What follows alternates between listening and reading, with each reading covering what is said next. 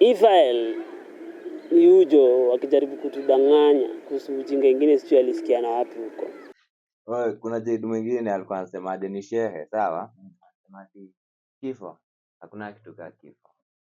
Death is a mentality, hiyo ni perspective. It's only life and life and life. Because after this dimension kuna another dimension. Then sio ndio tunaita death kwa hii. Kwa hiyo death ni kitu mmecreate, hiyo kitu ngoja. Lakini hakuna death. Check it. Have you ever seen a dead man? Where a dead body, a dead man. Jibu swali. Hii ni bangi. Check, kuna dead body na kuna dead man. Hakuna death. Tunasema hivi my point is. Hiyo. Sinakujibu afini. Hiyo dead man.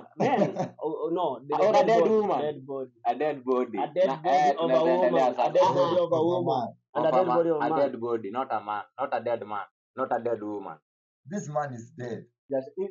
Ushaisoma pali, ushaiambiwa, ushaisikia. Wewe ushaona mtu ametoka tu huko amekuja na kwambia leo huko kwa kifo kuna kwanga. Sasa atakwambiaje na ameshaenda huko? Hakuna death.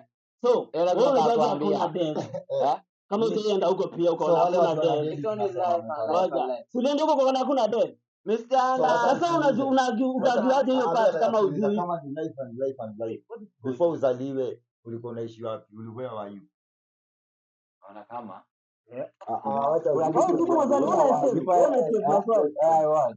ulikuwa wapi kama hakuna death? In another dimension. Dimension gani? Hiyo dimension nyingine haiko inaita hii alive, haiko inaita. So hizi definition zetu kwa hii dunia.